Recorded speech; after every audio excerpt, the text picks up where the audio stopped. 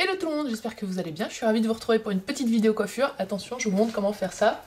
Tidoudou. Tidoudou.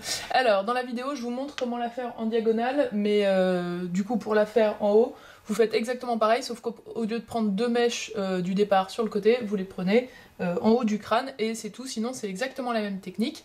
Si vous aimez bien mon make-up, je vous mets le lien vers la blush party où le challenge c'était être maquillée que en rose sans forcément ressembler à une Barbie, donc j'espère que c'est pas trop loupé. Et voilà, j'espère que cette vidéo vous plaira. Alors rapidement, je vais revenir sur la technique de base de la tresse épi de blé normale. La tresse épi de blé, vous prenez deux mèches. Bon, si vous voulez faire une seule tresse épi de blé sur tous vos cheveux, vous prenez tous vos cheveux évidemment, mais vous prenez deux mèches. Et le principe, c'est de prendre une petite mèche sur l'extérieur, là c'est ma main droite, donc sur l'extérieur de droite, la mettre dans la mèche de gauche, une mèche sur l'extérieur de gauche, et la mettre dans la mèche de droite. Hop, on serre et on recommence. Une mèche de l'extérieur de droite qu'on met à gauche, une mèche de gauche qu'on met à droite. Et il faut savoir que plus les mèches que vous prenez sont petites, plus la tresse épi de blé sera jolie. Et donc vous continuez comme ceci tout le long de la mèche concernée. Là, la différence sera que donc on a les deux mèches. On prend une petite mèche de droite, on la passe à gauche, et on prend une mèche qui est toujours sur le crâne, on la passe de droite à gauche aussi. Ensuite, on prend une mèche de la mèche de gauche, on la passe à droite, et on prend une mèche du crâne et on la passe à droite aussi. Et donc on alterne, on fait de droite, de gauche, de droite, de gauche, de droite, de gauche. Et plus ce sera petit, plus ce sera joli. Petit avertissement entre guillemets, si vous avez les cheveux épais, c'est très long à faire. Si vous avez les cheveux fins, c'est une coiffure faite pour vous. Enfin, une coiffure, vous allez me dire, qui est mieux pour vos cheveux que pour les cheveux un peu tignasses. Parce qu'en fait, vu qu'on prend des mini-mèches, vous voyez, des mini-mèches comme ça, moi, pour faire tous les cheveux, ça me prend au moins une bonne demi-heure, 3/4 d'heure. Pour vous, ça prendra beaucoup moins longtemps une fois que vous maîtriserez évidemment la technique. Donc je vous montre un début sur mes cheveux, mais très honnêtement, c'est un peu long. Donc déjà, je vais prendre la partie où il y a moins de cheveux, ce sera un petit peu plus rapide. Et je vais commencer pour vous montrer, mais je suis pas sûre de tenir jusqu'au bout parce que déjà, je suis en eau au bout de 5 minutes.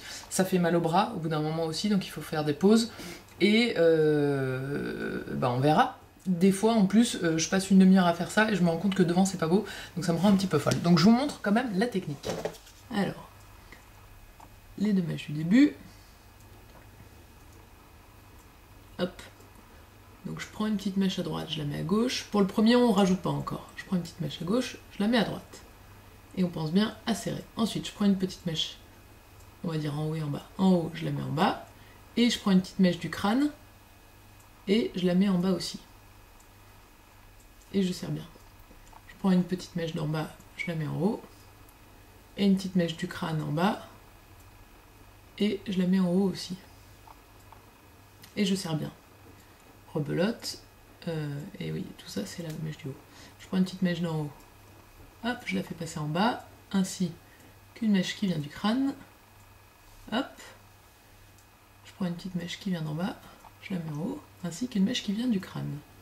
Alors sachez, si vous avez les cheveux qui glissent, je vous conseille de la faire sur cheveux mouillés ou d'utiliser de la cire. Vous en mettez un peu sur vos doigts avant de commencer et du coup vos cheveux vont coller les uns aux autres et ça permettra de faire en sorte que la coiffure tienne beaucoup plus longtemps.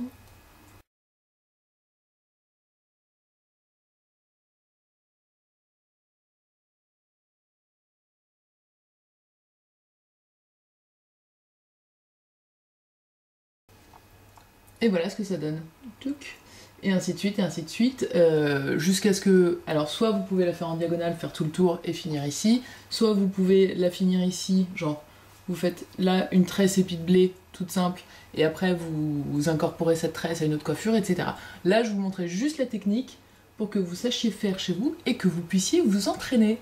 Et à la limite, on peut même faire juste un début comme ça, vous mettez une petite barrette là, et ça vous fait une coiffure un petit peu plus... très relaxe, mais où il y a une petite partie un petit peu plus recherchée. J'espère que ça vous a plu. Si vous arrivez à la refaire et que vous faites une photo sur Instagram, n'hésitez pas à me taguer @marionblush pour que je puisse la voir. Je vous fais des gros bisous, j'espère que tout va bien. Ah oui, un truc que j'oublie hyper souvent, dites-moi où vous êtes là maintenant, où est-ce que vous êtes et quelle heure il est. Quand vous regardez cette vidéo, ça me fait toujours sourire. Je vous fais d'énormes bisous, j'espère que tout va bien et que vous prenez bien soin de vous.